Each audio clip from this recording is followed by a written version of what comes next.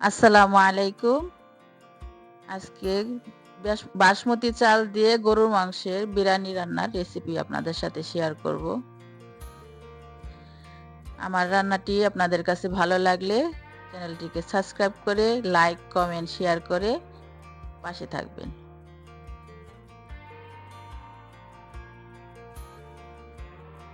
রান্নাটি বিরিয়ানিটা আজকে রান্না খুব ভালো হয়েছে। খেতে খুব মজা হয়েছে। বিসমিল্লাহির রহমানির রহিম বলে আমি রান্নাটি শুরু করব। প্রথমে আমি এখানে 4 কাপ পরিমাণ বাসমতি চাল ধুয়ে ভালো করে ধুয়ে নেব। আর 30 মিনিট ভিজিয়ে রাখবো। এরপর আমি 10-12টি কাঁচামরিচ এবং কাঠবাদাম আর পেস্তা বাদাম একটু পেস্ট করে নেব। আমি একটা চুলায় প্যান বসিয়ে 3টা বড় সাইজের আলু ভেজে নেব। আলুটা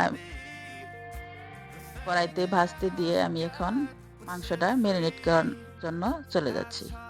এখানে আমার 1 কেজি পরিমাণ গরুর মাংস আছে।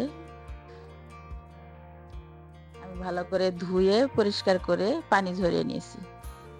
আমি এখানে 1 কাপ পরিমাণ পেঁয়াজ কুচি দিয়েছি, 1 চামচ মরিচের গুঁড়া, 1 চামচ ধনিয়ার গুঁড়া, 1 চামচ জিরার গুঁড়া, 2 টেবিল চামচ রসুন বাটা, 2 টেবিল চামচ আদা বাটা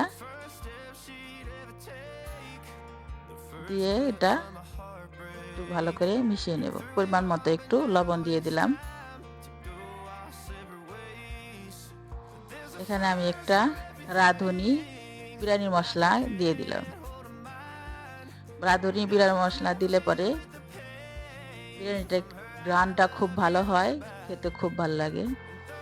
আমি এখানে 1 কাপ পরিমাণ টক দই দিয়ে মাংসটাকে ম্যারিনেট করে নেব।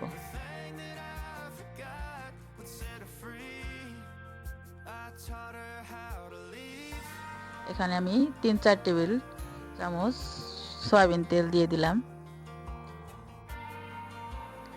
সয়াবিন তেল দিয়ে আবার একটু মাংসটা ভালো করে মেখে নিচ্ছি। মাংসটা যত ভালো করে মাখা হবে, ম্যারিনেট করা হবে, মাংসটার তত ঘ্রাণটা ভালো হবে। আমি এখানে বাদাম পেস্ট, কাঁচামরিচ আর বাদাম পেস্ট দিয়ে দিতে ভুলে গেছিলাম, সেটা আবার মেখে দিতেছি।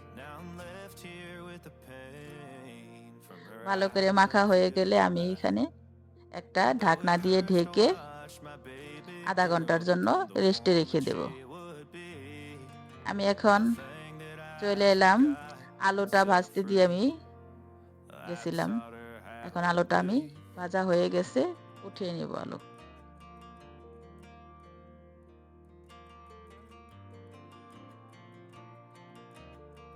আমি এই আলু ভাজা তেলের মধ্যেই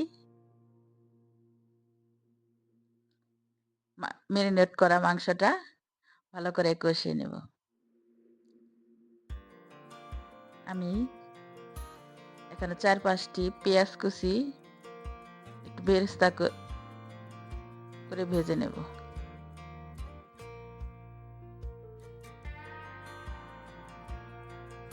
এখন আমি ওই তেলের মধ্যেই ম্যারিনেট করা মাংসটা কষিয়ে নেব।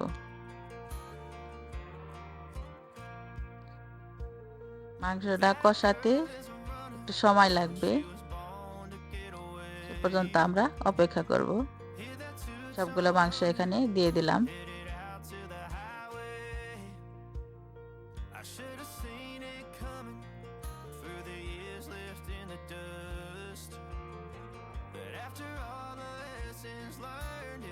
আমি চামচ দিয়ে ভালো করে নেড়ে চেড়ে মিশিয়ে নিতেছি।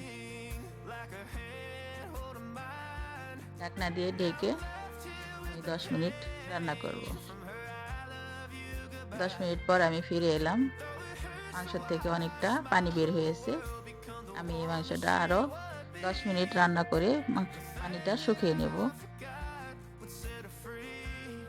ঢাকনা দিয়ে ঢেকে আবার 10 মিনিট রান্না করব।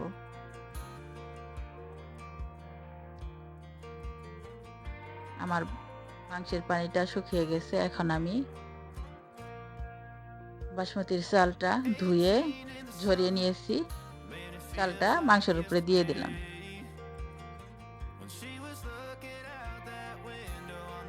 চালটা মাংসের সাথে ভালো করে মিশিয়ে নেব।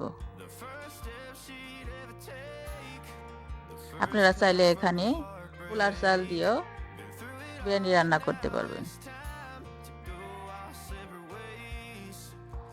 দুটোটা খেতেই ভালো লাগে। বাসমতি চালের বিরিয়ানি খেতেও ভালো লাগে, পোলার চালের বিরিয়ানি খেতেও খুব ভালো লাগে।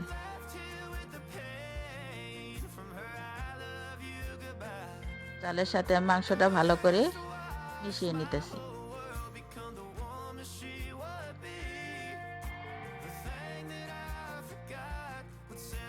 আমি আরেকটা প্যানের মধ্যে গরম পানি করে রেখেছিলাম। এখানে 4 কাপ পানি, চালের জন্য আমি এখানে 8 কাপ পানি নিব না, এখানে 6 কাপ পানি নিয়েছি। আর 1 কাপ দুধ দিয়ে দিব। মোট হবে 7 কাপ। 1 কাপ পানি আমি কম দেব। যদি 1 কাপ পানি আমি 8 কাপ পানি দিয়ে দেই, তাহলে চালটা বেশি গলে যাবে। 1 কাপ পানি কম দিবেন। আমি ঢাকনাটা উঠিয়ে আরেকবার নাড়াচাড়া দিয়ে নেব। এখন আমি 1 কাপ দুধ দিয়ে দিলাম। দুধ দিয়ে আমি আরেকবার নাড়াচাড়া দিয়ে দিলাম। এরপরে আমি এখানে ভেজে রাখা আলুগুলা দিয়ে দিব। আলু দিয়ে আবার আরেকটু নাড়াচাড়া দিয়ে আমি মিশিয়ে নেব।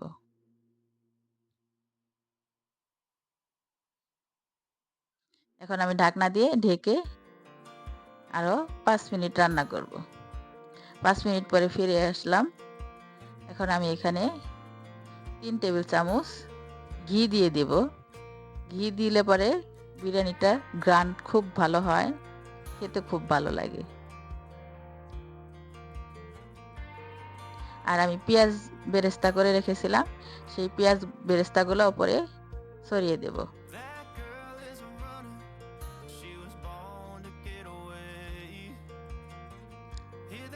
এখন আমি একটু ঢাকনা দিয়ে ঢেকে দিলাম।